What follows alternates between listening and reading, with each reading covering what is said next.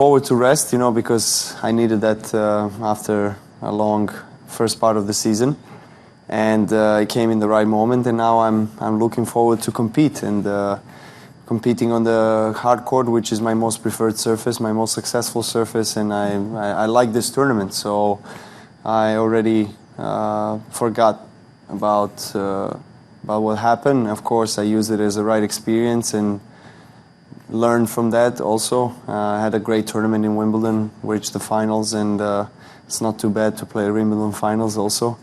And now looking forward to a new challenge.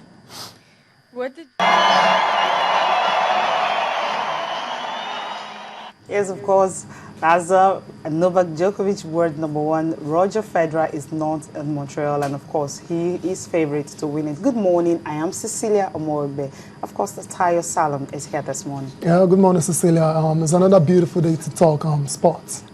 Definitely. Right. Let's get started with tennis. You saw Novak Djokovic, of course, comprehensively beating Florian Mayer 6-2, 6-1. That's a massive one for him in the Rogers Cup. Yeah, preparations have begun in earnest for the U.S. Open. Yeah, for the U.S. Open. Novak Djokovic definitely is going to be going in as the favorite. Is the world number one right now, and it's good to see Djokovic we're starting this particular competition on a high note.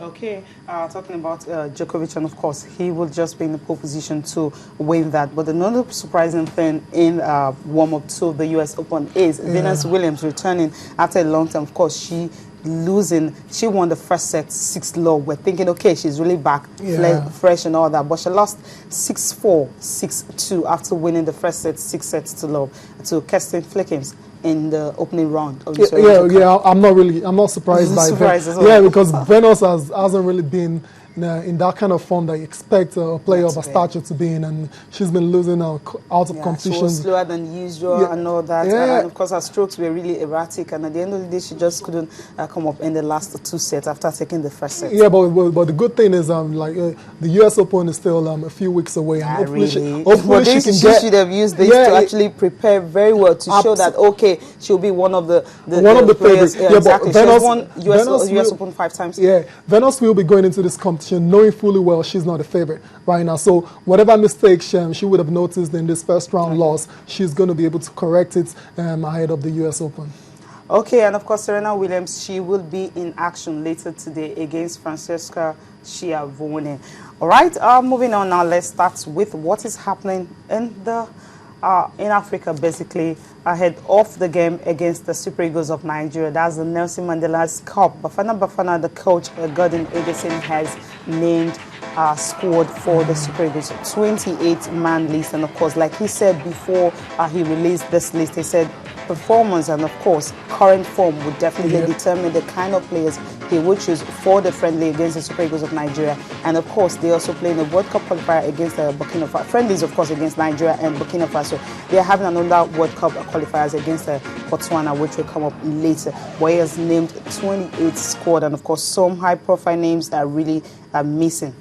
Yeah, it's good to see the South African coach taking this match seriously. Obviously, the game on the 14th of August is a charity game in honor of Nelson Mandela for the Nelson Mandela Children Fund, but he's still taking it seriously. And I expect Nigeria to actually take this game seriously as well, because it's on the field. It's going to serve as preparations for the game against Malawi. I understand all that, but what I'm saying is we need to take it seriously, because if we don't win this game, we might just drop in the FIFA rankings, and that won't be very. Is it really going to help the ranking, because we're rated far above South Africa?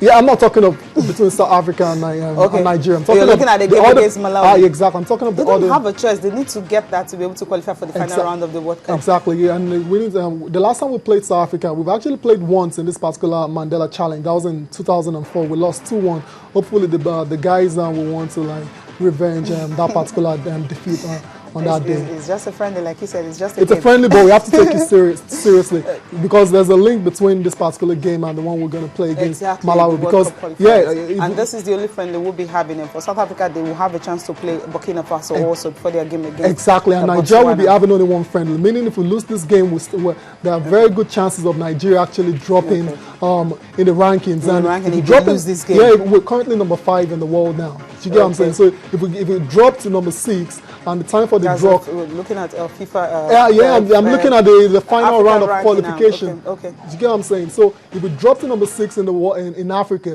that means we won't be seeded, and if we're not seeded, it means we're going to play the very top the top teams. We're looking at Egypt, we're looking at Algeria, we're looking at Cote d'Ivoire. Yeah, we might have beaten. We are African champions. Yeah, we're Come on, African we champions. can definitely we'll be ready for anything. Football is just is a macho sport. If you ask a footballer, would you like to meet a certain opposition? They'll tell you, bring anybody who can take them on. But the fact of the matter is, inside them, they'll rather meet a lesser opposition. Exactly. High-profile players that were not included on the squad. You have Thulani, Serero, Kakizo, Dikakio, and of course you have May Malangu were not part of the squad. The goalkeepers, you have Itumele Kwene, that's the usual suspect, Senzo Meyiwa, and Sandilas Wen. Then defenders, you have Seppo Gumende and Thambo Ntete, and all that. Then in the forward, that's what I'm interested in. You have Bernard Parker, Tekelo Ranti, you have Lembonga Mayana, and Luyola Namandela. These are the forwards that will be facing